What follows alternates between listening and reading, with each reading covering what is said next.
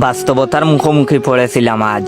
এক বাবাকে দেখলাম তার মেয়েকে ট্রেনে তুলে দিতে এসেছেন, পাশাপাশি গোপনে মেয়ের প্রেমিকও স্টেশনে এসেছে প্রেমিকাকে বিদায় জানাতে। কিন্তু মেয়ের বাবা ট্রেনের জানালায় দাঁড়িয়ে মেয়ের সাথে লম্বা কথা বলতে শুরু করেছেন, ভালো থেকো, পড়াশোনা ঠিক মতো করো, ইত্যাদি ইত্যাদি। মেয়ে বারবার বলতে, ঠিক আছে আব্বু তুমি চলে যাও, এখন আমার সমস্যা হবে না। বাবার এক কথা, আরে ট্রেন ছাড়ুক তারপর যাই, একা একা ঢাকা যাবি। এদিকে একটু দূরেই চলছে প্রেমিকের অস্থির পায়চারি, শুধু ইশারায় কথা হচ্ছে প্রেমিকার সাথে। বাবা জানালার পাশ থেকে যাচ্ছেন না কিছুতেই। ট্রেন ছেড়ে দেওয়ারও বেশি সময় নেই, মেয়েটার অস্থিরতা বাড়ছেই শুধু।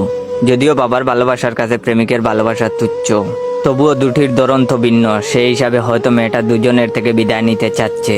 দেখতে দেখতে কেন জানি আমারও অস্থিরতা লাগতে শুরু করছে। মনে মনে ভাবছি ছেলেটা অন্তত একটা সুযোগ পাক কাছে এসে একটু কথা বলার, কিন্তু কাজ হচ্ছে না। দুজনের মধ্যেই চরম উত্তেজনা বিরাজ করছে, তিনজনের মধ্যে। হঠাৎ মেয়েটা তার বাবাকে বলল পানি কিনে দিতে। বাবা দৌড়ে পানি কিনতে গেলেন, সুযোগে প্রেমিক এলো ট্রেনের জানালায়। আমার ভেতরে একটা ঠান্ডা বাতাস বয়ে গেল, আরাম লাগছে খুব।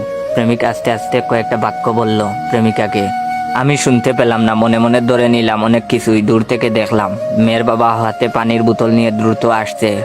ওরা খেয়াল করেনি এখনো, ধরা খেয়ে যাওয়ার প্রবল সম্ভাবনা। আমি দ্রুত গতিতে তাদের পাশ দিয়ে হেঁটে গেলাম। যাওয়ার সময় আস্তে আস্তে করে গাড় ঘুরিয়ে বললাম, আপনার বাবা আসছে কিন্তু।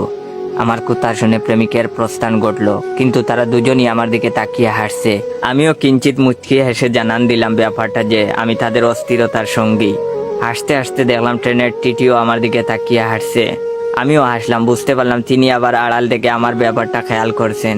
ট্রেন ছাড়লো, মেয়ের বাবাকে দেখলাম জানালার সাথে সাথে দৌড়াচ্ছেন, আর কি যেন বলছেন। ওদিকে প্রেমিককেও দেখলাম মেয়ের দিকে তাকিয়ে হাসছে। বুঝতে পারলাম মেয়েটার বাবাকে হাত দিয়ে টাটা দিচ্ছে আর চোখে টাটা দিচ্ছে প্রেমিককে। শেষে আমাকেও বিদায় জানালো দূরে দাঁড়িয়ে থাকা প্রেমিক। আমি হাসলাম, কিন্তু খুশি হতে পারলাম না, কারণ আমি মনে মনে ভেবেছিলাম ঘটনা এমন হবে। ছেলেটা মেয়ের বাবার জন্য চোখ ভরে তার প্রেমিকাকে বিদায় দিতে পারেনি, আর তাই ট্রেন ছাড়ার সময় লাফিয়ে উঠে গেল ট্রেনে, উঠে চমকে দিল মেয়েটাকে। তখন মেয়েটা প্রচন্ড খুশি হলেও বিরক্তিকর ভাব প্রকাশ করে বলবে, তুমি গাড়িতে উঠে গেলে কেন? ছেলেটাও লাজুক হাসি দিয়ে বলবে, পৃথিবী ধ্বংস হয়ে যাক, তবুও তোমাকে দেখে শেষ করা যায় না। মেয়েটা লজ্জা পাবে, বলবে পাগল একটা। না, ফিনিশিংয়ে এমন কিছুই হয়নি। বাস্তবে যেটা হয়েছে সেটা হলো, ট্রেন ছেড়ে দেওয়ার পর মেয়েটা জিমুচ্ছে।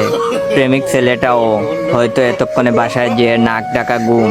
আমি সম্ভবত তাদের প্রেমের একমাত্র তৃতীয় ব্যক্তি, যে কিনা এখনো ট্রেনের জানালায় বসে বসে গল্পটাকে বিভিন্ন রকম করে ভাবছি।